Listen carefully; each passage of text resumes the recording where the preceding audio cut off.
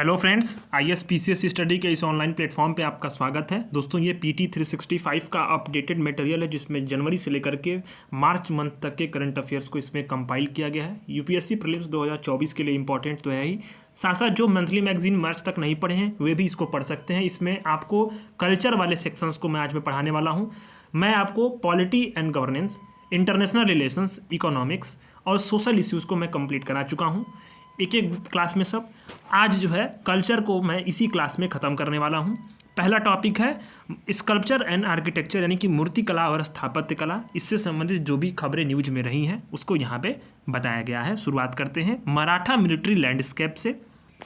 क्यों न्यूज में रहा कि सुर्खियों में इसलिए रहा कि यूनेस्को की जो विश्व विरासत की सूची है 2024-25 की, इसके लिए इसमें जो है भारत मराठा जो है मिलिट्री लैंडस्केप नामांकन करेगा, तो इसलिए न्यूज में रहा है। ये मराठा का जो मिलिट्री लैंडस्केप है उसके बारे में थोड़ा जानते हैं। तो ये अस्थायी सूची में है विश्व विरासत के स्थलों में। और ये जो मराठा शासक थे उनकी जो किलेबंदी की प्रतिभा थी, किलेबंदी की असाधारण किलेबंदी और सैन्य व्यवस्था जो थी उसका ये प्रतिनिधित्व करते हैं। ये जो है मराठा मिलिट्री लैंडस्केप है, ठीक है।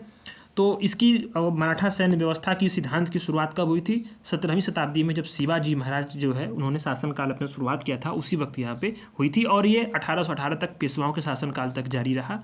इसमें जो है महाराष्ट्र और तमिलनाडु के कुछ किले शामिल हैं। जैसे कि इसमें अगर देखें तो कौन कौन से इसमें लैंडस्केप जो भौगोलिक विशेषताएँ हैं इसके अंतर्गत, तो सह्याद्री पर्वत श्रृंखला है, कोंकण तट है, दक्कन का पठार है और भारतीय प्रायद्वीप में जो है पूर्वी घाट है। इसकी जो है प्रमुख विशेषताएं हैं जो भौगोलिक क्षेत्र इसमें आते हैं। तो इसकी प्रमुख जो कुछ विशेषताएं मराठा मिलिट्री लैंडस्केप की किलों की हैं, तो उसमें से कुछ को मैंने हाईलाइट किया है, बाकी मैं इंपॉर्टेंट थे वो बता देता हूँ। सालहेर जो पहाड़ी किले हैं, इसमें मुगलों और जो मराठों के बीच में 1672 में एक युद्ध हुआ था, ठीक है। लोहागढ़ में किला भज है, भज में बौद्ध गुफाओं के नज़दीक जो है ये स्थित है। जो भज में बौद्ध गुफा है उसके नज़दीक ये किला स्थित है। साथ साथ जो है रायगढ़ का किला, यहाँ पे अस्थायी राजधानी थी, शिवाजी ने इसको बनाया था। राजगढ़ है, एक रायगढ़ है, एक राजगढ़ है, यहाँ पे हिंद स्वराज का प्रथम राजनीतिक केंद्र है, ठीक। और ये जो किला है किस पर्वत पे है? मुरुम्बदेव पर्वत पे है, ठीक है। तो ये आपको जानना है। और जिंजी किला भी है। तो ये सब किले हैं। इसमें इंपॉर्टेंट जो किले कुछ द्वीपी किले हैं जो द्वीप पे थे। सिंधुदुर्ग है, सुवर्णदुर्ग है और खंडेरी है, ठीक है। पहाड़ी पे भी कुछ किले हैं, पहाड़ी वन किले हैं। तो ये चीज़ें हैं इसमें, तो आप इसको बस जान लो। इसमें से बाकी चीज़ें आप आते हैं नेक्स्ट आर्टिकल पे। 6 heritage site of the Madhya Pradesh included in the UNESCO tentative list. जो मध्य प्रदेश की 6 सांस्कृतिक धरोहर स्थल हैं वो यूनेस्को की अस्थायी सूची में शामिल किए गए हैं। ग्वालियर का किला शामिल किया गया है। ग्वालियर का किले का निर्माण किसने किया था? तो राजा सूर्यसेन ने 8वीं शताब्दी में पूरा कराया था। खूनी भंडारा शामिल किया गया है। ये क्या है? खूनी भंडारा बुरहानपुर का ये भूमिगत जल प्रबंधन प्रणाली है, वाटर मैनेजमेंट प्रणाली है। अगर आप UPSC के पेपर को उठाकर देखो, कनात प्रणाली पे भी शायद सवाल पूछा हुआ है, ठीक है। इसी प्रकार से जो जल प्रबंधन प्रणालियाँ होती थी एंशिएंट टाइम की, उस पर UPSC का फोकस रहता है, ठीक है। तो इसको आपको ध्यान देना है। ये भूमिगत जल प्रबंधन प्रणाली है। निर्माण जहांगीर के शासनकाल में अब्दुल रहीम खान ने कराया था। ये फारसी कनात प्रणाली पर आधारित है। इसे जो भूमिगत जो जल स्रोत होता है उसी से पानी मिलता है, ठीक है। कनात प्रणाली इंपॉर्टेंट है, एकदम स्टार मार्क कर देना इसको आप, ठीक है। चंबल घाटी का जो शैल चित्रकला स्थल है ये भी देखना है आपको। भोजेश्वर महादेव मंदिर है भोजपुर में, शिव का मंदिर है, राजा भोज के शासनकाल में कराया गया था इसका निर्माण। और ये शैली देखना है आपको, भूमिजा शैली। भूमिजा शैली की क्या है? तो नागर शैली का एक जो है विकसित रूप है नागर शैली का। नागर शैली का विकसित रूप कौन सा है? भूमिजा शैली। जिसका शैली का विकास परमार वंश के दौरान हुआ था, ठीक है। तो आपको इसमें फैक्ट ही सब चीज़ें हैं, इसको ध्यान देना आपको। रामनगर का गोंड स्मारक मंडला है, गोंड शासकों ने कराया था। मुगल स्थापत्य दोनों शैलियों का इस पर प्रभाव है। धामनार का ऐतिहासिक स्थापत्य कला समूह, यहाँ पे जो है 51 बौद्ध गुफाएं हैं और 81 की। और जो है हिंदू परिसर है, यहाँ पे धनराजेश्वर मंदिर, ठीक है। रॉक कट स्थल है, ये इंपॉर्टेंट है। तो ये सब चीज़ें हैं, इसमें फैक्ट ही है। इसको आप वीडियोस को 1-2 बार और देखोगे या खुद से पढ़ोगे जब एक बार से देखने के बाद, तो आपका बिल्कुल जो है माइंड में सब चीज़ें जो है वो आ जाएंगी। और वो आपको ऑप्शंस जब आएंगे ना तो आप बिल्कुल आप उसको एलिमिनेट कर ले जाओगे, एकदम किसी टेंशन मत लेना, ठीक है। लेकिन हाँ, 2-3 बार आपको पढ़ना पड़ेगा, या वीडियोज़ को देखो या फिर अपने खुद से रिविजन करो, ठीक। माँ कामाख्या एक्सेस कॉरिडोर क्यों सुर्खियों में रहा? कि प्रधानमंत्री ने आसाम में माँ कामाख्या के एक्सेस कॉरिडोर की क्या रखी? आधारशिला रखी। ये कॉरिडोर क्या करेगा? श्रद्धालुओं के लिए सुगम पहुंच करेगा, सुविधा देगा और पर्यटन को बढ़ावा देने के उद्देश्य से ये डिजाइन किया गया है, पर्यटकों की, श्रद्धालुओं की जो है सुविधा के लिए। ठीक। अब किसके डिजाइन पे, तो जैसे आप काशी में जाओगे, काशी विश्वनाथ कॉरिडोर है, इसी प्रकार आप महाकाल में आओगे मध्य प्रदेश, वहाँ पे महाकाल का कॉरिडोर बनाया गया है, उसी के तर्ज पे इसको डिजाइन किया गया है।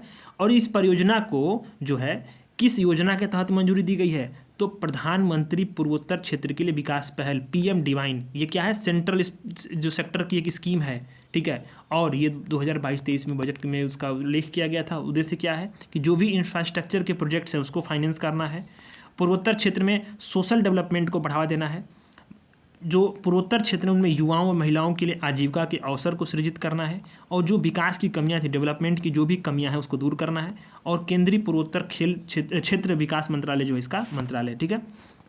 अब कामाख्या मंदिर के बारे में आते हैं। तो कामाख्या मंदिर भारत में जो शक्तिपीठ है, महाशक्तिपीठ, उसमें से एक है।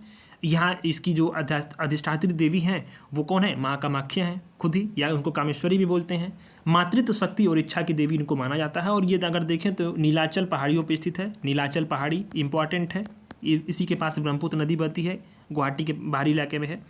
और अगर इसका हिस्ट्री देखें तो काला पहाड़ था, हमलावर था, इसने जो है मूल मंदिर को नष्ट कर दिया। फिर 1562 में जो है कोच राजवंश के राजा थे नर नारायण, फिर इसका पुनर्निर्माण उन्होंने कराया। और इस मंदिर का उल्लेख अगर देखें तो इलाहाबाद के जो स्तंभ लेख है समुद्रगुप्त का, उसमें भी ये मिलता है, ठीक। तो शक्तिपीठ जो है ये क्या होता है कि इसमें भारत में अगर देखें तो 51 शक्तिपीठ हैं, ठीक है। सती या शक्ति को समर्पित उपासना स्थल होते हैं, ठीक। तो कुल 51 शक्तिपीठ है जो भारत, नेपाल, बांग्लादेश, पाकिस्तान, चीन और श्रीलंका में भी हैं। 18 को महाशक्तिपीठ बोलते हैं। शक्तिपीठ 51 है टोटल। और कुछ बाहर शक्तिपीठ जो स्थित हैं वो कौन से हैं, गुहाश्वरी शक्तिपीठ नेपाल में है, पाकिस्तान में भी है, कोटारी देवी शक्तिपीठ, इंद्राक्षरी है, दक्षिणायनी है तिब्बत चीन में, और माँ भवानी है बांग्लादेश में। 18 जो है महाशक्ति, जैसे कि शारदा, माँ शारदा जो है जम्मू कश्मीर में, ज्वालामुखी हिमाचल प्रदेश में, विशालाक्षी यूपी में, ध्यान देना, ललिता यूपी में, ठीक, मंगला गौरी बिहार में, कामाख्या का असम में आपने देखा। इसी प्रकार से ये सभी लोग हैं, ठीक है। तो इस मैप को आपको एक बार दो बार देख लेना आप। तो अब इसकी वास्तुकला जो है देखिए इस मंदिर की, तो इसका वास्तुकला जो है नीलाचल शैली में किया गया है। नीलाचल पहाड़ी पर स्थित भी है और नीलाचल शैली में इसको किया भी गया है। नीलाचल शैली किस किस शैलियों की जो मिश्रण है, तो नागर शैली की, और दूसरी क्या है, सारा सैनिक शैली, ये मुगल सैनिक, इसका संयोजन है, ठीक है। अब यहाँ पे क्या है कि अम्बुबाची मेला लगता है, अम्बुबाची मेला।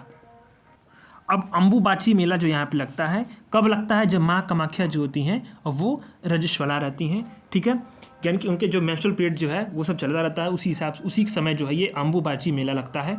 और ये यहाँ पे तंत्र विद्या का केंद्र है, तांत्रिक शक्ति का केंद्र माना जाता है।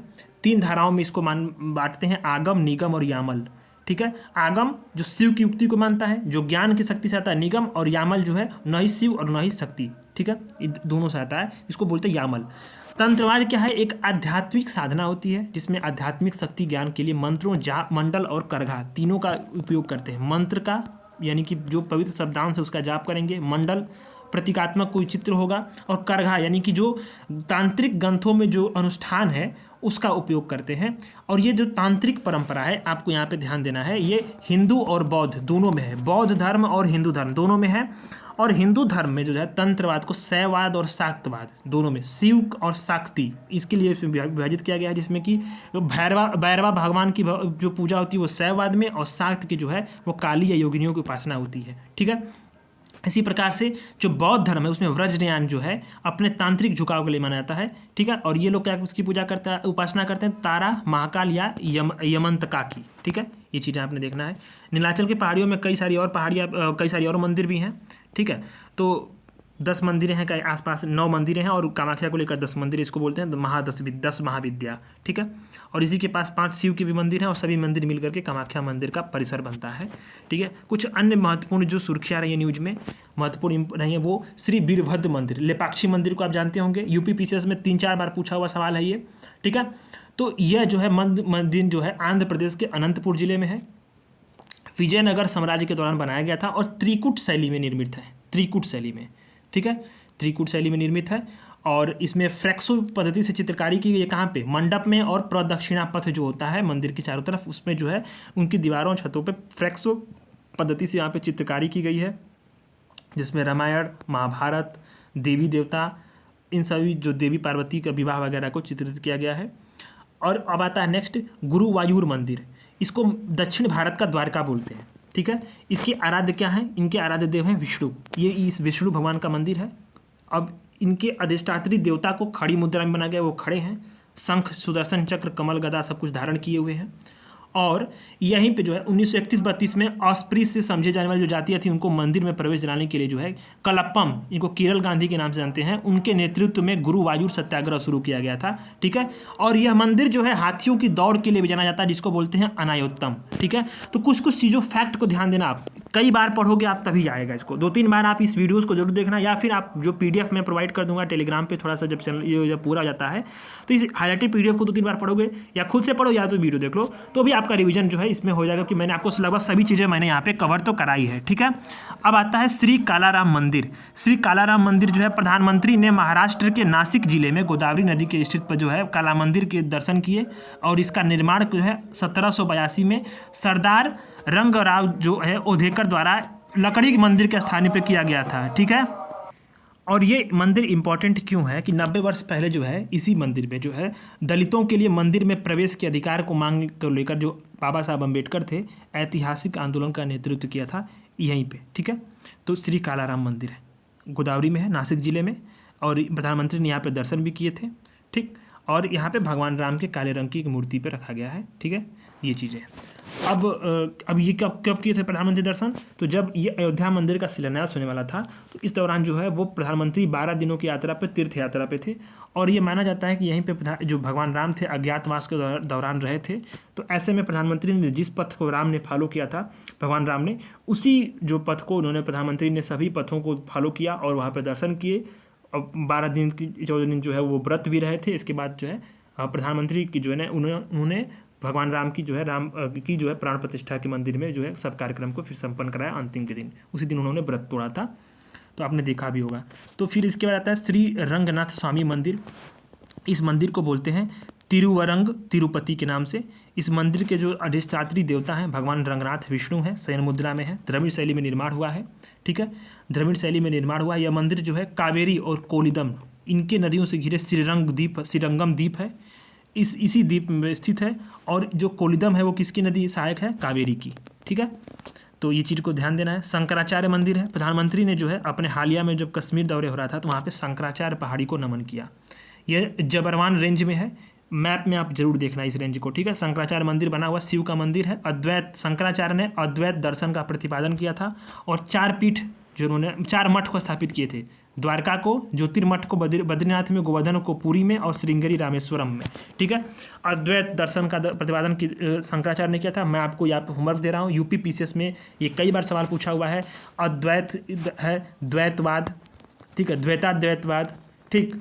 तो शुद्धाद्वैत, इनका प्रतिपादन किसने किया, इसकी एक लिस्ट बना लीजिएगा। वैसे मैंने आपको टेलीग्राम पे प्रोवाइड तो किए ही हैं इसको, ठीक है। तो इसको बना लीजिए, किसने किसको प्रतिपादन किया, इस सभी द्वैत को, द्वैत संबंधी जो भी हैं, ठीक, तो सबको आप एक लिस्ट बनाकर कंपाइल करके लर्न कर जाइएगा, ठीक है। Statue of Social Justice Andhra Pradesh के विजयवाड़ा में इसका अनावरण किया गया। स्टैचू ऑफ सोशल जस्टिस का कांस्य प्रतिमा है। डॉक्टर अंबेडकर की विश्व में सबसे ऊंची प्रतिमा यहीं पे है, ठीक है।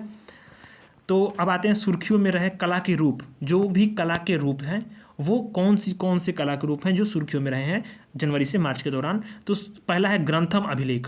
तमिलनाडु का जो है कंगायम नदी, वहाँ कंगायम नदी नहीं, कंगायम के नज़दीक जो है 11वीं सदी में ग्रंथम अभिलेख और 16वीं सदी में तमिल अभिलेखों की खोज की गई है। बड़ा इंपॉर्टेंट है। ग्रंथ एक लिपि है, ठीक। संस्कृत भाषाओं में जो है तमिलनाडु में संस्कृत भाषाओं को जो है इसी लिपि में लिखा जाता है, ठीक।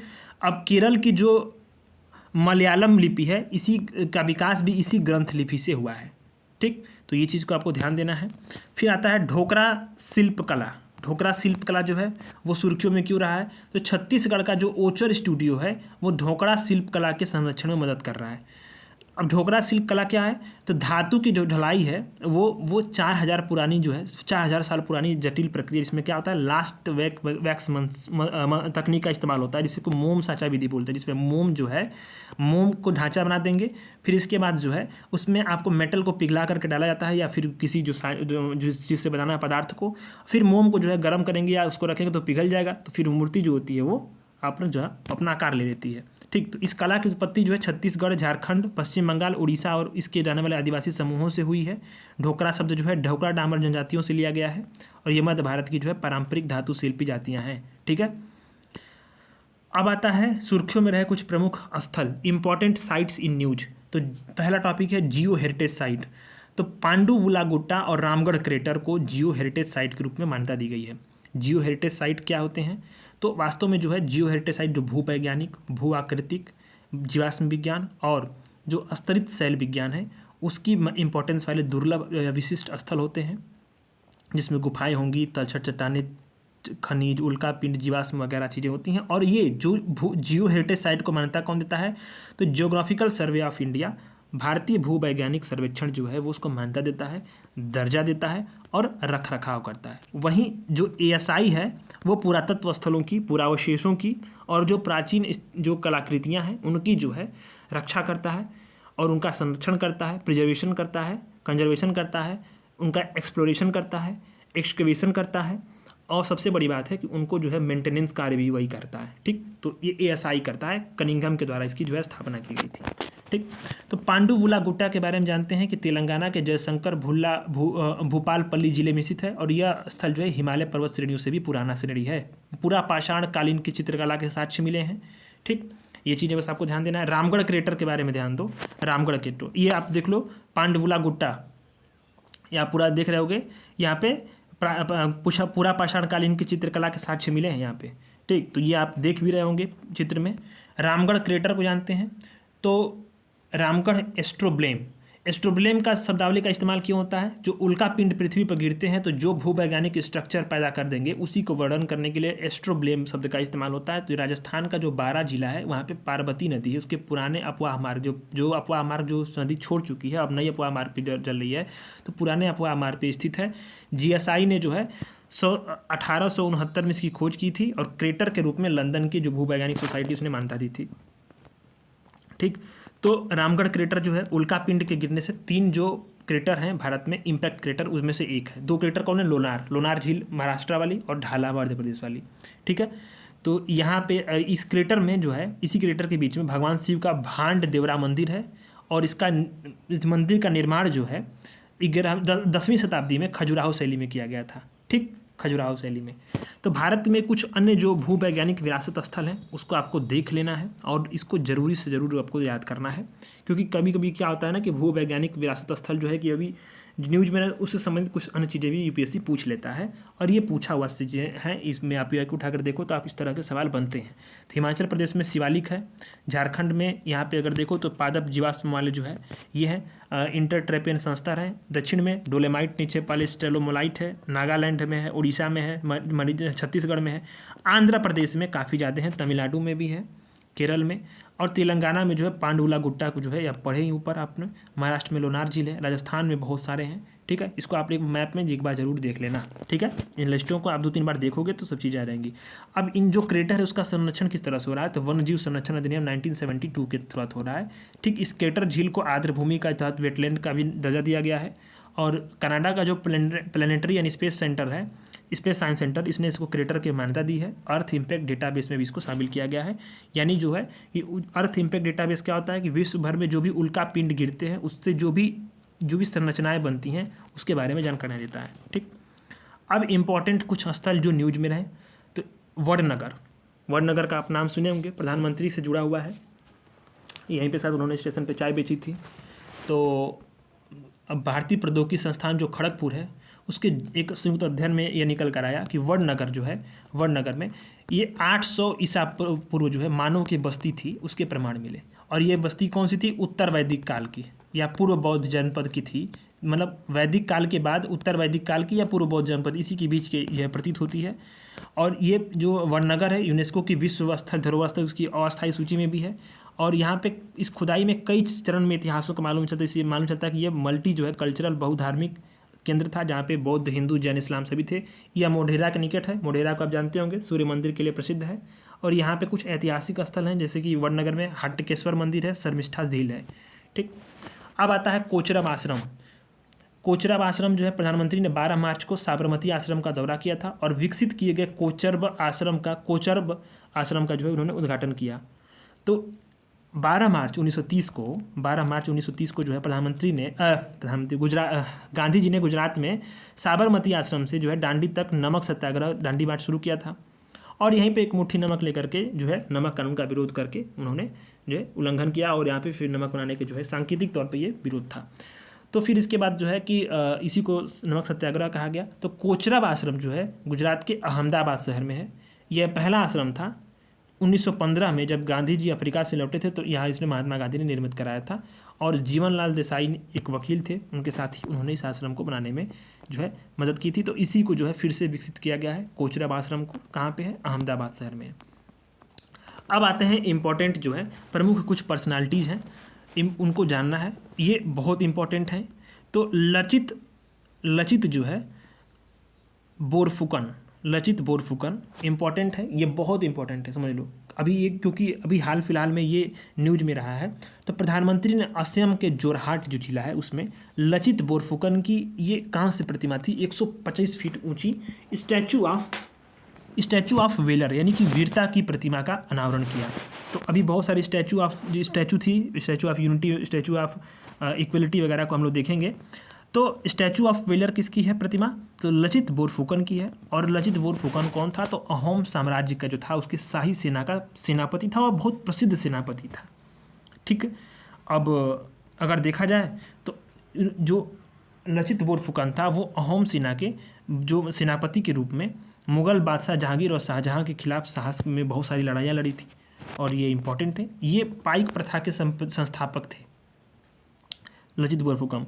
पाइक प्रथा क्या होती है? तो पाइक प्रथा थी अहोम साम्राज्य में जबरन श्रम यानी कि बेगार कराने की प्रथा। यूपीएससी ऐसे टर्म्स पे पूछता है, ऐसे टर्म्स पे यूपीएससी ने पीआईक्यू पूछे हुए हैं कि श्रम कराने वाला जो है, जल संरक्षण वाली विधियाँ जो हैं, ये सब चीज़ें यूपीएससी फोकस करता है। ठीक है, तो ध्यान देना आपको।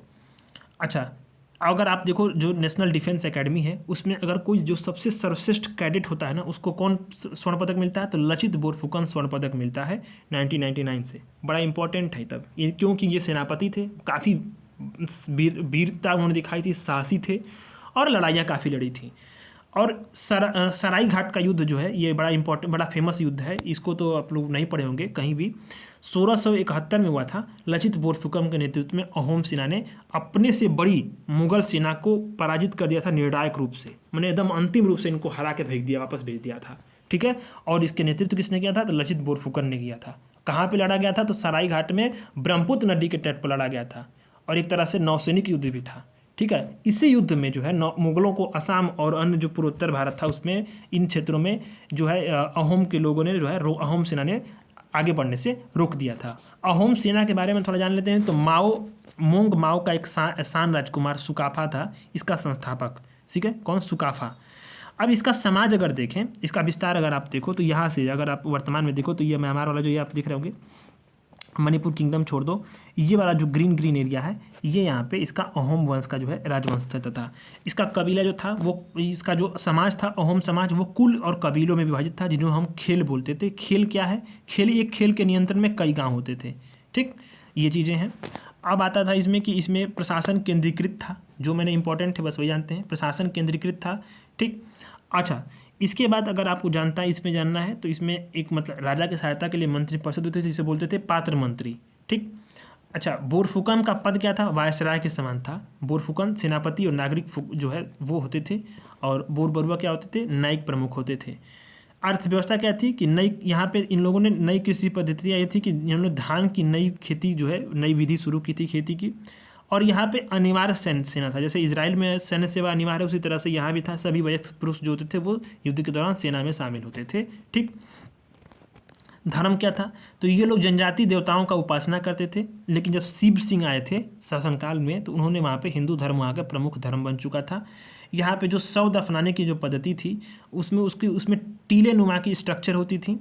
ठीक, अब इसमें जो है अभी लचित मैदान इंपॉर्टेंट है, ये जगह लचित मैदान, इसको लचित यहीं पे जो है लचित बोरफुकन को दफनाया गया, और इसका निर्माण जो है स्वर्गदेव उदयत सिंह ने जो है यहाँ पे जोरहाट के पास जो है, जोरहाट जिला जो असम का है उसमें हुलुंगा पारा में कराया था। इसको हम आसाम के पिरामिड के नाम से जानते हैं, विश्व धरोहर की अस्थायी सूची में है। ठीक, कला संस्कृति है कि बहुत सारी जो है बुरुंजी या आसामी भाषा में ऐतिहासिक कृतियाँ हैं, ठीक। और शासन का अंत क्या हुआ? असम पे जब बर्मी आक्रमण हुआ, यानडूब की संधि 1826 और ब्रिटिश ईस्ट इंडिया कंपनी द्वारा अधिकार में लेने पर इस अहोम साम्राज्य का शासन जो है वो समाप्त हो चुका था। अभी जो स्टैचू ये उसका उद्घाटन हुआ, उसका नाम क्या है? स्टैचू ऑफ जो है वेलर, यानी कि वीरता की प्रतिमा। कुछ अन्य महत्वपूर्ण स्टैचू हैं जिसको आपको ध्यान देना है। स्टैचू ऑफ पीस है। स्टैचू ऑफ पीस कहाँ पे? जैन भिक्षु जो है विजय वल्लभ की, यहाँ पे राजस्थान में। स्टैचू ऑफ वननेस है आदि शंकराचार्य की, कहाँ पे? ओमकारेश्वर, खांडवा, मध्य प्रदेश में। स्टैचू ऑफ इक्वलिटी है रामानुजाचार्य, हैदराबाद, तेलंगाना में। स्टैचू ऑफ प्रॉस्पेरिटी है, इसको पिछले साल प्रधानमंत्री ने सब उद्घाटन किया था, इसका भी पिछले साल उद्घाटन हुआ, इसका भी हुआ, इसका भी हुआ, ठीक है, इसका भी हुआ। तो स्टैचू ऑफ प्रॉस्पेरिटी नाद प्रभु कैंपगोंडा की है, बेंगलुरु कर्नाटक में। और statue of unity Sardar Vallabh भाई पटेल केवड़िया में है, गुजरात में। तो सभी स्टैचूज़ को एक जगह लिख के oneness, peace, unity, prosperity, equality और इसमें आपको आता है वेलर, ठीक है। तो आपको ये लर्न कर लेना है, कंफ्यूज मत होना, सवाल गलत मत करना इस पर, ठीक। अब आता है नेक्स्ट आर्टिकल, रानी चेन्नम्मा। तो रानी चेन्नम्मा के नेतृत्व में कित्तूर विद्रोह की 200वीं वर्षगांठ मनाई गई थी। अब इनका जन्म जो है काकती गांव में, कर्नाटक में हुआ था। और कित्तूर के राजा जो है मलसद से इन्होंने शादी की थी। रानी चेन्नम्मा ने एक बच्चे जो है शिवलिंगप्पा को गोद में लिया था और राजगद्दी पर उत्तराधिकारी बनाया था। लेकिन जब यहाँ पे क्या हुआ, ब्रिटिश ईस्ट इंडिया कंपनी के साथ उनका संघर्ष कैसे शुरू हुआ, ये चीज़ को हम लोग थोड़ा जानते हैं। तो जो ब्रिटिश ईस्ट इंडिया कंपनी थी वो जो है हड़प की नीति, डॉक्ट्रिन ऑफ लैप्स को जो है उन्होंने बनाया था, ठीक। तो डॉक्ट्रिन ऑफ लैप्स को उन्होंने बनाया था। ये कंपनी की जो है विलय की प्रमुख नीतियों में से एक थी। दूसरी कुछ नीतियाँ थी रिंग ऑफ फेंस और सहायक, इसको आप स्पेक्ट्रम में जरूर पढ़े होंगे और जानते भी होंगे, ठीक है। इस सिद्धांत के तहत जो है लंबे समय तक जो मतलब उत्तराधिकारी जो था चुनने का, वो अधिकार खत्म कर दिया गया था और पहला जो है सतारा राज्य इसमें मिलाया गया था, ठीक। इस सिद्धांत को 1857 का जब विद्रोह हुआ उसके बाद इसको समाप्त कर दिया गया था, ठीक। तो इस नीति के तहत होता था कि अगर कोई देशी राज्य का क्षेत्र का राजा यदि शासन करने में अक्षम हो और स्पष्ट पुरुष का उत्तराधिकारी बिना ही मर जाए तो उस पर ब्रिटिश शासन का जो है ऑटोनॉमी जो मतलब वो ऑटोमेटिक जो उसका कब्जा हो जाएगा, ठीक। तो इसी कारण से ब्रिटिश ईस्ट इंडिया कंपनी से इनका जो है संघर्ष हुआ, ठीक। तो क्योंकि इनके दत्तक पुत्र को इन्होंने कानूनी उत्तराधिकारी के रूप में स्वीकार नहीं किया तो इसमें विवाद हो गया। उन्होंने ब्रिटिश के खिलाफ विद्रोह किया जिसको बोलते हैं कित्तूर विद्रोह। बड़ा इंपॉर्टेंट है ये कित्तूर विद्रोह, इसी की 200वीं वर्षगांठ मनाई गई, 200वीं वर्षगांठ। तो कित्तूर विद्रोह 1824 में हुआ। ब्रिटिश ईस्ट इंडिया कंपनी के खिलाफ पहला भारतीय सशस्त्र विद्रोह था, इंपॉर्टेंट है। और महिलाओं के नेतृत्व में जो है आरंभिक उपनिवेशवाद विरोधी संघर्षों में से एक था। इसमें ब्रिटिश सेना की करारी हार भी हुई थी, ठीक है, ये बहुत इंपॉर्टेंट है, करारी हार भी हुई थी, ठीक है। अब आता है नाना जगन्नाथ शंकर सेठ। तो इम्पॉर्टेंट क्यों है? क्योंकि ये इनको जो है अब बोलते हैं मुंबई का वास्तुकार, आर्किटेक्ट ऑफ जो है मुंबई, इसको बोलते हैं। क्योंकि महाराष्ट्र मंत्रिमंडल ने रेल मंत्रालय, महाराष्ट्र मंत्रिमंडल जो है उन्होंने रेल मंत्रालय से मुंबई सेंट्रल जो स्टेशन उसका नाम बदल के नाना जगन्नाथ शंकर सेठ करने का आग्रह करने का फैसला लिया, ठीक है। तो अभी नाना जगन्नाथ शंकर सेठ हैं कौन? तो इनका योगदान था कि इन्होंने, ये मुंबई के वास्तुकार के रूप में जाने जाते हैं। इन्होंने जो है बॉम्बे में कई सारी इमारतों को, सड़कों को, मार्गों की योजनाओं को बनाने के लिए कई सारी जो परियोजनाओं का नेतृत्व किया। शिक्षा के संरक्षक थे, कई सारी जो उन्होंने शिक्षा के लिए काम किए। बॉम्बे नेटिव स्कूल की उन्होंने स्थापना की थी जो बाद में एलिफिंस्टन कॉलेज के रूप में बना। बड़ा इंपॉर्टेंट है, बड़ा फेमस कॉलेज है ये। और ये बॉम्बे विधान परिषद में मनोनीत होने वाले पहले भारतीय थे। और अर्थशास्त्र के जो विद्वान थे गंगाधर गाडगिल, उन्होंने आधुनिक भारत का वास्तुकार किसको बोला था? नाना जगन्नाथ शंकर सेठ को बोला था, ठीक है। ये बस आपने जान लिया। अब आता है कि अय्या वैकुंठ स्वामिकल सुर्खियों में क्यों रहा? प्रधानमंत्री ने नरेंद्र मोदी ने श्री अय्या वैकुंठ स्वामिकल को उनकी जयंती पर याद किया। नाम तो पहली बार सुन रहे होंगे क्योंकि ये सब किताबों में तो मिलता नहीं है। तो अय्या स्वामी जो है, अय्या वैकुंठ स्वामिकल हैं, ये क्या है? भारतीय पुनर्जागरण काल था उसके अग्रदूत में से एक थे। इनका नारा क्या था? एक जाति, एक धर्म, एक कुल, एक विश्व और एक ईश्वर। सभी जातियों के बीच में समानता के बढ़ावा देने के लिए इन्होंने अच्छा काम किया। और इन्होंने जो है अय्यावाजी संप्रदाय की स्थापना की। अय्यावाजी संप्रदाय बड़ा इंपॉर्टेंट है। और इन्होंने मंदिर सुधार के लिए नए मंदिर बनाए थे, जैसे नए मंदिर पाथिस और नीजल थैंकल्स।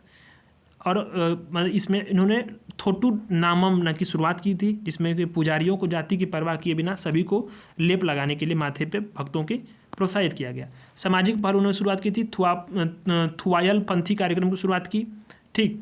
उन्होंने सामान्य कुओं की खुदाई का कार्य किया जिसको बोलते हैं मुथिरी किनारस, इसके नाम से जानते हैं, ठीक। अब इनका निर्माण क्या था कि निचली जातियों तक जल की पहुंच के लिए इसको उन्होंने नई सारे जो है कई सारे सामान्य कुओं की खुदाई का कार्य किया। इनकी कुछ पुस्तकें हैं, अकीला थिरिट्टू, अरुलनूल और अम्मा नई, ये कुछ बुक्स हैं।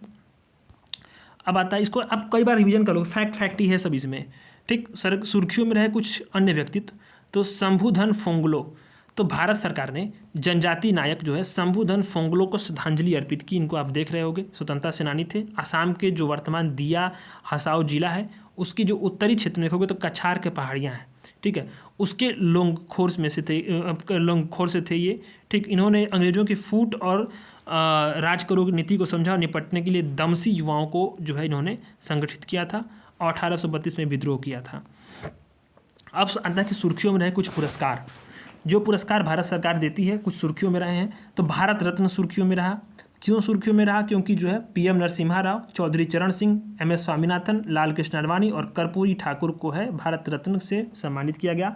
और ये जो भारत रत्न जब मिल रहे थे, चुनाव का वक्त था और इसी वक्त बहुत सारे पॉलिटिकल डेवलपमेंट्स हुई, पॉलिटिकल चेंजिंगें आई, सत्ता परिवर्तन, सत्ता के से गलियारों से भी बहुत सारी चीज़ें आ रही थी और ये इस पर बहुत सारे विवाद भी हुए इस पुरस्कारों पे। लेकिन जिन लोगों को दिया गया वो वाकई जो है व्यक्तित्व तो थे ही, उन्होंने अच्छे काम तो किए ही है।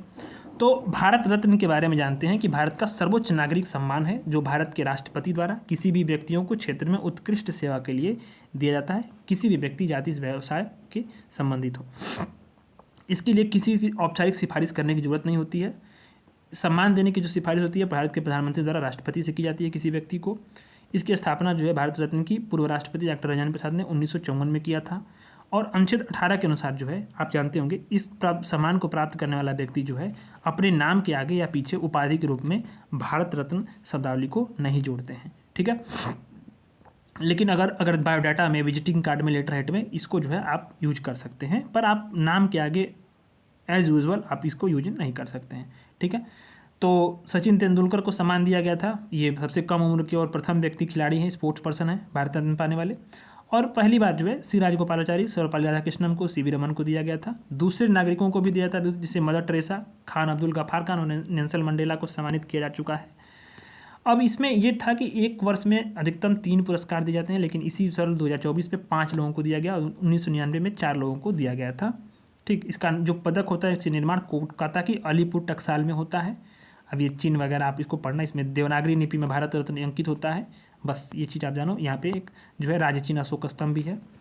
जिनको दिया गया है उनके थोड़ा सा जानते हैं। पीवी नरसिम्हा राव, थोड़ा सा इनको आप डिटेल में समझना। इन्होंने भारत में आर्थिक उदारीकरण की नीति को अपनाया था, इन्हीं के जो है पीवी नरसिम्हा राव।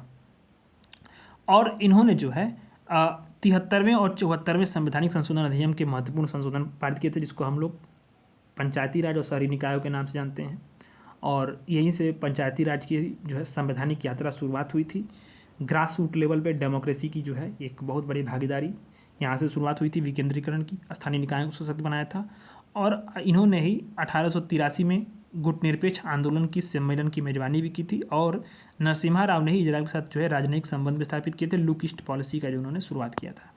चौधरी चरण सिंह के बारे में जानते हैं। इन्होंने जो है ऋण मुक्ति विधेयक को तैयार किया था, ठीक। उत्तर प्रदेश में जमींदारी प्रथा के उन्मूलन में इन्होंने भूमिका निभाई थी, किसानों के नेता थे ये। जोत चकबंदी अधिनियम 1953, उत्तर प्रदेश का मृदा संरक्षण अधिनियम 1954, भूधारण अधिनियम 1960 यूपी स्पेशल के लिए इंपॉर्टेंट थे, इन्होंने इसमें प्रमुख भूमिका निभाई थी। इनकी कुछ बुक्स हैं। Abolition of the zamindari to alternative 90, ये भूमि सुधार के लिए 1947 में है। एग्रेरियन रिवोल्यूशन इन उत्तर प्रदेश 1957 में।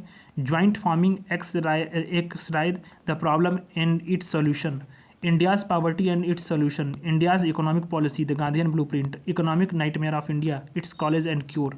ये कुछ किताबें हैं चौधरी चरण सिंह ने लिखी हैं, इसको आपको याद रखना है।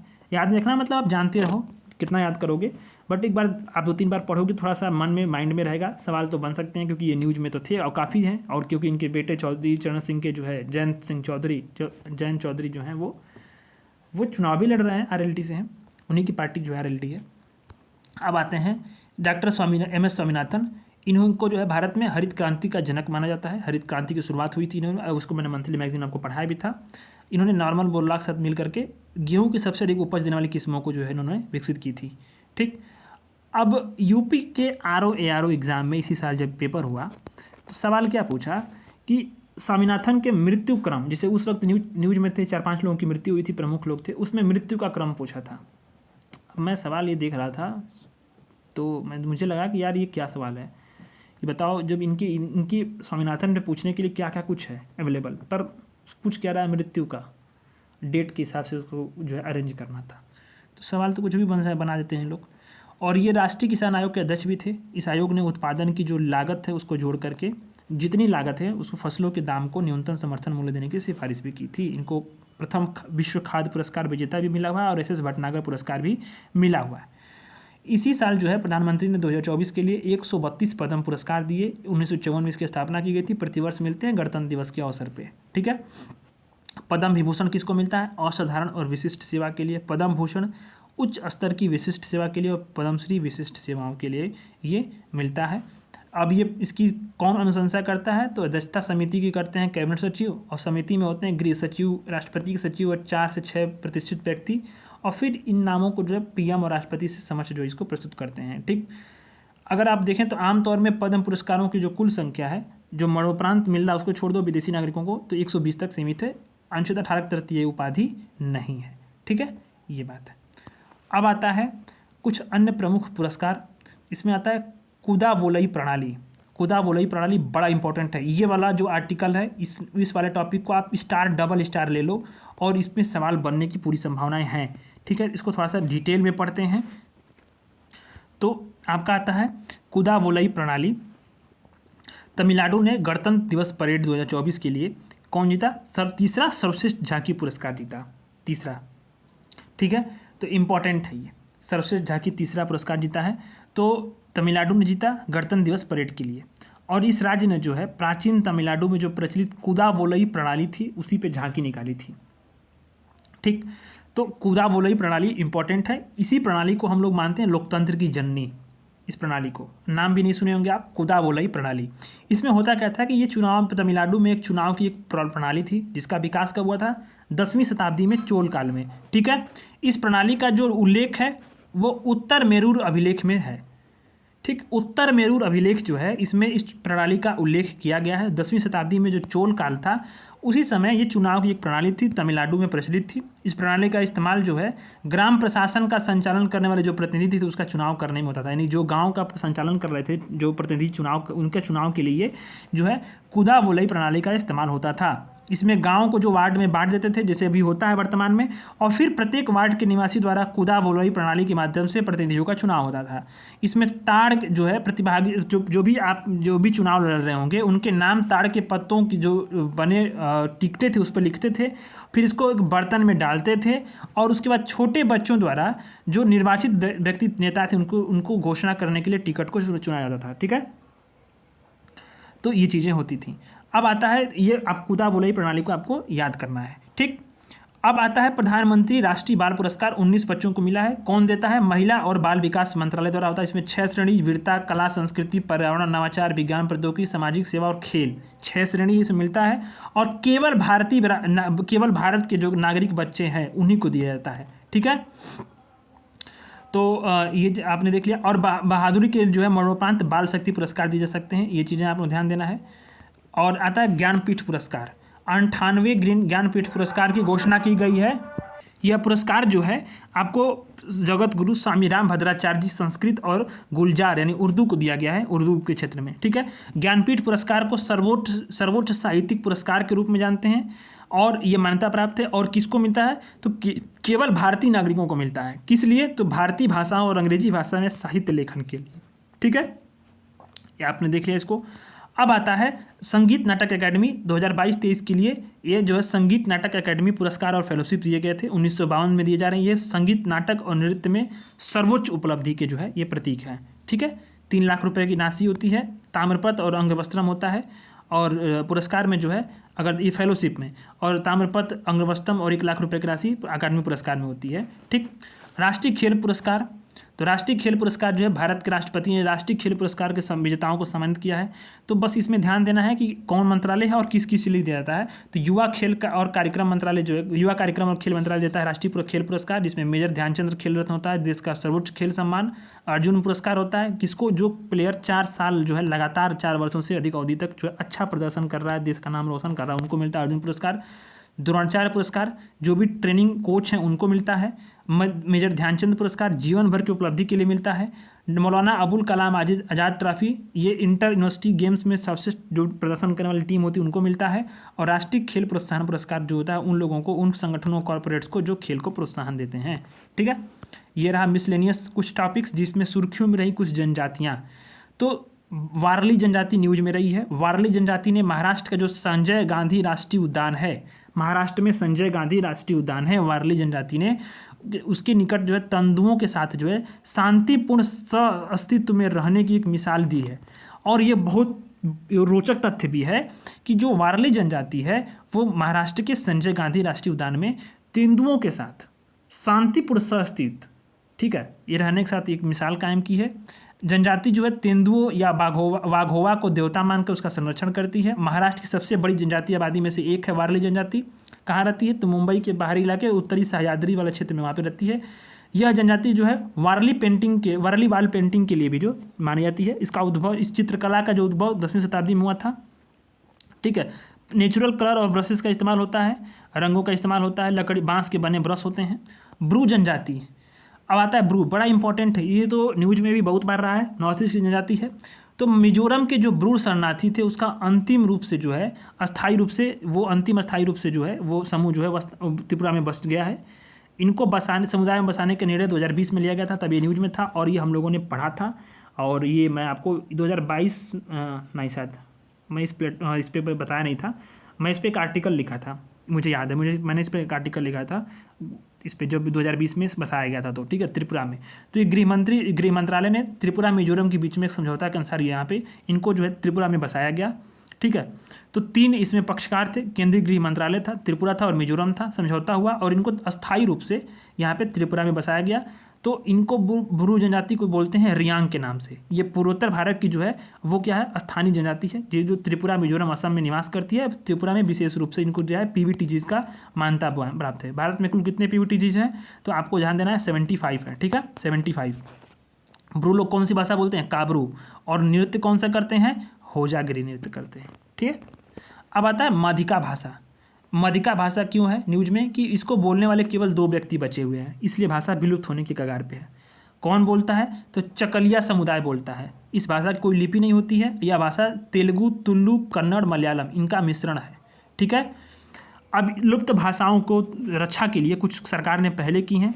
तो केंद्रीय विश्वविद्यालयों में जो लुप्त भाषाओं के लिए केंद्र की स्थापना कर रही है और लुप्त भाषाओं की सुरक्षा और संरक्षण के लिए योजना जो है SPPEL, इस योजना की शुरुआत की गई है। कुटिया कोंद जनजाति, कुटिया कोंद जनजाति के 2 व्यक्ति विशेष अतिथि के रूप में दिल्ली में गणतंत्र दिवस परेड में शामिल हुए थे। ठीक है, कुटिया कोंद जनजाति कौन है, तो उड़ीसा का एक कमजोर रूप से जनजाति समूह है, PVTGs है। भारत में बताया भाई आपको मैंने कि 75 जनजातियों को PVTGs का दर्जा दिया गया है। सबसे अधिक कहाँ पे PVTGs हैं, तो ये हैं कहाँ पे, आपके 13 उड़ीसा में। ठीक है, अभी मैं PVTGs पे मंथली मैगजीन में खूब अच्छे तरीके से समझाया था। ठीक है, तो इस समाज में अगर देखा जाए तो परिवार जो होता है, इसी में आप जानते हैं इस समाज में जो जनजाति में परिवार जो होता है अधिकतर एकल होते हैं और प्रतिसत्तात्मक होते हैं। और ये जनजाति जो होती है कोंद जनजाति प्रकृति की पूजा करती है और भैंस बलि के अनुष्ठान के लिए प्रसिद्ध है। इस अनुष्ठान को क्या बोलते हैं, केडू। ठीक है, धरती माता को प्रसन्न करने के लिए पशु बलि दी जाती है। यहाँ पे जो है स्लैश एंड बर्निंग कृषि प्रणाली प्रचलित है, जिसमें कि स्थानांतरित कृषि प्रणाली बोलते हैं।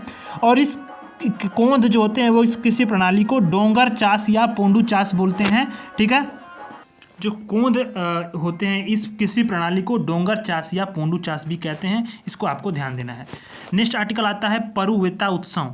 आंध्र प्रदेश के परुवेता उत्सव को जो है यूनेस्को की अमूर्त सांस्कृतिक विरासत की सूची में शामिल करने के प्रयास किए जा रहे हैं। परुवेता क्या है, शिकार करने के नकल का उत्सव है। ठीक है, हर साल कब होता है, मकर संक्रांति के अवसर पे अहोबिलम में श्री नरसिम्हा स्वामी मंदिर से इसकी शुरुआत होती है और उत्सव लगभग 40 से 45 दिन चलता है, जिसमें कि मंदिर के जो उत्साह के दौरान गर्भगृह में जो अधिष्ठात्री देवता हैं उनको चेंचू आदिवासी द्वारा गांव में ले जाया जाता है। ठीक है, और इसमें आपको देखें तो अहोबिलम कहाँ पे है, तो नालाबल्ला वन की स्थित है पूर्वी घाट में। ये आपको ध्यान देना, भगवान विष्णु की यहाँ पे पूजा होती है। पक्के पागा हार्नबिल फेस्टिवल, अरुणाचल प्रदेश में 3 दिवसीय इस फेस्टिवल का आरंभ हुआ है, पक्के पागा हार्नबिल फेस्टिवल का। यह महोत्सव जो है वन्यजीव संरक्षण पे जागरूकता बढ़ाने के लिए आयोजित किया जाता है, जो हॉर्नबिल के संरक्षण पे विशेष बल देते हैं। ठीक है, ये नीसी जनजाति में इसको शुरू किया गया था। नीसी जो है वो, नीसी कौन है, अरुणाचल प्रदेश का सबसे बड़ा जनजाति समुदाय है। ध्यान देना, नीसी। ठीक है, नीसी जो है वो अरुणाचल प्रदेश का सबसे बड़ा जनजाति समुदाय है। जो PTR है यानी कि जो आपका पक्के टाइगर रिजर्व है, यहाँ पे 4 हॉर्नबिल होते हैं, रिथर्ड, ग्रेट इंडियन, ओरिएंटल पाइड और रूफस नेक्स्ट। ठीक, तो नीसी जनजाति पहले इसका शिकार करती थी, बाद में इसका संरक्षण करने में लगी। नीसी जो है अरुणाचल प्रदेश का सबसे बड़ा जनजाति समुदाय है। नेक्स्ट आर्टिकल आता है चंदुबी महोत्सव। तो आसाम के कामरूप जिले में चदुम्बी झील के तट पे 1 से 5 जनवरी के बीच में चदुम्बी महोत्सव होता है। मुख्य रूप से राभा हसोंग ऑटोनॉमस काउंसिल जो है, इसके राभा और हजोंग समुदाय द्वारा यहाँ पे किया जाता है। बैकग्राउंड में थोड़ा आपको नॉइज़ आ रहा होगा क्योंकि ये वोट को डालने के लिए जागरूक कर रहे हैं। हमारे यहाँ वोट होने वाला है ना लोकसभा के चुनावों का, तो वही अपना जागरूकता वाला SDM आए हुए हैं, तो उसका थोड़ा सा साउंड आ रहा होगा तो उसको इग्नोर करिएगा। तो आसाम के जो कामरूप जिले हैं उसमें चादुम्बी जो झील है उसके तट पे 1 से 5 जनवरी के बीच में चादुम्बी महोत्सव होता है। ऑटोनॉमस काउंसिल मैंने आपको बताया था, राजा हसोंग जो ऑटोनॉमस काउंसिल है, ऑटोनॉमस काउंसिल को मैंने आपको बहुत अच्छे तरीके से अनुसूची 5 और 6 दोनों को पढ़ाया था। तो इसी में राभा और हजोंग समुदाय थे, उनके द्वारा मनाया जाता है। इसमें आसाम की संस्कृति और परंपराओं का प्रदर्शन होता है। और जो चादुम्बी झील थी उसकी उत्पत्ति 1897 में एक भूकंप के द्वारा हुई थी। ठीक है, कई सारे उत्पादों को GI टैग मिला है हाल ही में, तो ये इम्पॉर्टेंट है। GI टैग बहुत इंपॉर्टेंट होते हैं क्योंकि इसमें से सवाल UPPCS BPSC वगैरह के सवाल जो पेपर होते हैं उसमें भी आते हैं और वनडे एग्जाम्स में। ठीक है, तो डायरेक्ट आपको फैक्ट ही देखने हैं। इसमें उड़ीसा में कटक रूपा तारकसी इनको मिला है जो GI टैग। ये क्या है, ये जो आपको ध्यान देना है कि ये कलाकारी है, एक तरह से आभूषण निर्माण में इस्तेमाल होता है। ठीक, और इसमें कुछ अन्य भी हैं, जैसे कि इसमें सिमली पाल काई चटनी को मैंने पढ़ाया था आपको। ये चटनी किसकी होती है, चींटियों की होती है। नयागढ़ कांती मुड़ी बैगन, फिर कोरापुट काला जीरा चावल। ठीक है, और लांजिया सरवा पेंटिंग, डोंगरिया कोंद साल, खजूरी गुड़, ढेकनाल मगदी, ये सारे जो हैं उत्पाद हैं उनको GI टैग उड़ीसा में मिला है। पश्चिम बंगाल में बांग्लार मलमल को चाय मिला है, वो GI टैग मिला है। वो कपास से बना क्या है, एक पारंपरिक हथकरघा शिल्प है। आंध्र प्रदेश में देखें तो नरसापुर क्रोसे लैस उत्पाद है, ये धर्म प्रचारों द्वारा लाया गया था, इसको मिला है। मध्य प्रदेश में रतलाम रियावन लहसुन को मिला है। असम में माजुली मास्क और मांजुली पांडुलिपि चित्रकला को मिला है। त्रिपुरा में रीसा वस्त्र को मिला है। तेलंगाना में हैदराबाद की लाख जो चूड़ियाँ होती हैं उनको मिला है। गुजरात में कच्छ रोगन शिल्प को मिला है और अंबाजी सफ़ेद संगमरमर को मिला है। अरुणाचल प्रदेश में हस्तनिर्मित कालीन, वांचो कास्ट शिल्प और आदि केकी यानी अदरक जो है उसको मिला है। पश्चिम बंगाल में तलेंग साड़ी, गरद साड़ी, कोरियल साड़ी, काला नुनिया चावल और सुंदर बन शहद। और जम्मू कश्मीर में राम वन अनारदाना को मिला है। बड़ा इंपॉर्टेंट है राम वन अनारदाना को। ठीक, अब आता है कि इसमें कुछ प्रमुख जो है सुर्खियाँ, जो अदर इम्पॉर्टेंट न्यूज़ जो रही हैं उसमें कदम राजवंश के बारे में जानना है और पश्चिम बंगाल में भी जानना है सब चीज़ों को। ठीक है, तो इसको देखते हैं हम लोग। तो अन इम्पॉर्टेंट सुर्खियों में कदम राजवंश, हाल ही में गोवा में कदम काल का एक अभिलेख मिला है। कन्नड़ और संस्कृत भाषा में एक द्विभाषी लेख है। कदम राजवंश की स्थापना किसने की थी, मयूर शर्मा ने की थी। मयूर शर्मा ने 345 ईस्वी में की थी कदम राजवंश की स्थापना। ठीक है, और अगर देखा है तो इनमें कि आगे चलकर जो कदम शासक थे इन्होंने अनेक स्थानों पे अन्य साम्राज्य के सामंतों के रूप में शासन किया, जिसमें कि चालुक्य और राष्ट्रकूट हैं। इनका विस्तार कहाँ पे था, कर्नाटक और कोंकण के क्षेत्र में था। ठीक है, इनकी राजधानी बनवासी थी। ठीक, अब ध्यान देना इसमें कि कदम जो इसमें था कि देश, ग्राम, महाग्राम, विषय और मंडल या देश, इसके मामले में इसका प्रशासन था। ठीक है, कदम शिखर इसकी जो है क्या है कि इसकी स्थापत्य शैली की प्रमुख विशेषता है जो पिरामिड आकार की संरचना होती है, जिसपे चढ़ने के लिए सीढ़ीनुमा बनाया जाता है सजावट के रूप में। ठीक है, West Bengal notified state day and state song. West Bengal सरकार ने पोइला बोईसाख पोइला बैसाख यानी कि पहला बैसाख को राज्य दिवस, और बंगाल माटी बंगलार माटी बंगलार जोल जल को राज्य गीत के रूप में अधिसूचित किया है। अगर बंगाली कैलेंडर वर्ष में देखें तो बैसाख माह का पहला दिन पोइला बैसाख है, इसको बांग्ला दिवस के रूप में नाम दिया गया है। और पोइला बैसाख जो है अगर देखें तो पश्चिम बंगाल, त्रिपुरा, झारखंड, असम में बंगाली जो समुदाय हैं वो एक महत्वपूर्ण त्यौहार के रूप में मनाते हैं। 2023 में 15 अप्रैल को मनाया गया था। और बंगलार जोल गीत किसने लिखा था? रविंद्रनाथ टैगोर ने। स्टार मार्क करना है, रविंद्रनाथ टैगोर ने इसी को स्टेट सॉन्ग के रूप में जो है बांग्लादेश ने अपनाया, पश्चिम बंगाल ने अपनाया है। ठीक है, अब आता है कि फसल, देश में जो फसल कटाई होती है तो उसमें कौन कौन से उत्सवों का आयोजन होता है। तो मकर संक्रांति पूरे देश में फसल कटाई का प्रमुख त्यौहार है। खिचड़ी बोलते हैं हमारे यहाँ, ठीक है, उसमें खिचड़ी बोलते हैं या खिचड़ी बोलते हैं। ठीक है, तो ये असल जो अनेक अनेक राज्यों में जो अलग अलग नाम और परंपराओं के रूप में जानते हैं। यह त्यौहार किसको समर्पित है? तो सूर्य देव को समर्पित है, जिसमें सूर्य मकर राशि में सूर्य के प्रवेश का पहला दिन होता है और लंबे दिनों की शुरुआत होती है। सूर्य का उत्तरायण होने का शुरुआत यहीं से होती है।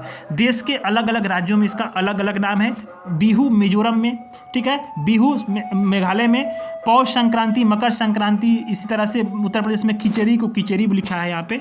ठीक है, माघ बिहू और भोगली बिहू असम में, उत्तरायणी या घुघुतिया उत्तराखंड में, माघ साजी हिमाचल प्रदेश में। ठीक है, लोहड़ी पंजाब में मनाते हैं, मकर संक्रांति या संक्रांति राजस्थान में मनाते हैं, उत्तरायण गुजरात में मनाते हैं। इसी तरह से थाई पोंगल कहाँ पे? तमिलनाडु में। ठीक है, और भी बहुत सारे हैं। केरल में जो है मकर विकल्लू है, मकर विकल्लू। ठीक है, ये आपने देख लिया। अब आता है नेक्स्ट आर्टिकल, होरी हब्बा। कर्नाटक के होरी हब्बा खेल के दौरान कई सारे हताहत लोगों के बारे में जो ये रिपोर्ट्स आई, ये क्या करती, ये जो खेल में जानवरों और मनुष्यों की सुरक्षा के बारे में चिंताएं पैदा करती हैं। होरी हब्बा को होरी हट्टी हब्बा भी जानते हैं, गाँव में आयोजित होता है कर्नाटक में, जिसमें जो बैल होंगे उनको सजाया जाएगा और भीड़ के बीच में छोड़ देंगे, दौड़ा देंगे, लोग उन्हें पकड़ने की कोशिश करते हैं और इस दौरान कई लोग घायल हो जाते हैं। इसी प्रकार से जो पशुओं वाले खेल होते हैं ना भारत में, जिस पर कई बार सुप्रीम कोर्ट्स पे विवाद हुआ और ये कई साल चर्चा में रहा था, जल्लीकट्टू। पोंगल के दिन जो है तमिलनाडु में बैल दौड़ होता है, जिसमें बैल को छोड़ देते हैं और दौड़ कर उस पर काबू करते हैं, जल्लीकट्टू, और बहुत लोग इसमें घायल होते हैं। ठीक है, लेकिन ये त्यौहार है। कंबाला है कर्नाटक में, ये भैंसा दौड़ होता है। मुर्गे की लड़ाई होती है यहीं पे, मुर्गे की लड़ाई ये कहाँ पे होती है? आंध्र प्रदेश में, सट्टेबाजी वाला है। बुलबुल की लड़ाई माघ बिहू में असम के दौरान होती है। बैलगाड़ी जब महाराष्ट्र, कर्नाटक और तमिलनाडु में होती है। ठीक है, इसी प्रकार से नेक्स्ट आर्टिकल आता है विक्रमादित्य वैदिक घड़ी। ये इंपॉर्टेंट है कि उज्जैन में दुनिया की पहली वैदिक घड़ी, विक्रमादित्य वैदिक घड़ी का उद्घाटन किया गया है। भारतीय पंचांग की गणना पर यह आधारित घड़ी है। ये घड़ी उज्जैन में जंतर मंतर परिसर में स्थित है। ये जंतर मंतर क्या है? एक वेधशाला है जो जयपुर के राजा सवाई जय सिंह द्वितीय ने कराया था। 5 शहरों में उन्होंने कराया था, उज्जैन, दिल्ली, मथुरा, वाराणसी और जयपुर। दिल्ली में आप जानते हो जंतर मंतर पर अधिकतर जो होता है प्रदर्शन वगैरह होता रहता है, तो वो प्रदर्शन केंद्र बन जाए आप तो। ठीक है, जयपुर वाला जो जंतर मंतर है वो यूनेस्को का विश्व धरोहर स्थल है। उज्जैन जो था वो ट्रॉपिक ऑफ कैंसर के सटीक मिलन बिंदु और जीरो मेरिडियन लाइन के बीच पे स्थित है, इसलिए कभी कभी जो है प्राचीन समय में हिंदू शास्त्र के अनुसार उज्जैन को भारत का सेंट्रल मेरिडियन माना जाता था। ठीक है, तो ये चीज़ है। उज्जैन में दुनिया की पहली वैदिक घड़ी का उद्घाटन किया गया। भारतीय पंचांग गणना पे ये घड़ी उत्पादन जो है आधारित है। तो ये आपका कंप्लीट हो गया पूरा आर्ट एंड कल्चर, सब कुछ फैक्ट था। उम्मीद है ये थोड़ा बोरिंग भी है, लेकिन ये मैंने इसमें सभी चीज़ों को जो आपको इंपॉर्टेंट है उसको हाईलाइट करके कंपाइल करके 45 से 50 मिनट की क्लास में मैंने आपको कंप्लीट कर दिया। अब इस 50 मिनट की क्लास को अगर आप 1.5x पे लगा कर देखोगे तो आप मान लो कि इसमें कि 30 से 35 मिनट में आप रिवाइज कर लोगे, यानी कि आप पूरे जो पीटी का अपडेटेड पीटी उसका आर्ट एंड कल्चर को आप 30-35 मिनट में जो है 1.5x की स्पीड लाकर देखोगे वीडियो को, तो आप 1-2 बार रिवीजन कर लोगे, 3-4 बार रिवीजन करोगे, सारे फैक्ट आपके दिमाग में बैठ जाएंगे, सवाल गलत नहीं होगा। ठीक है, धन्यवाद।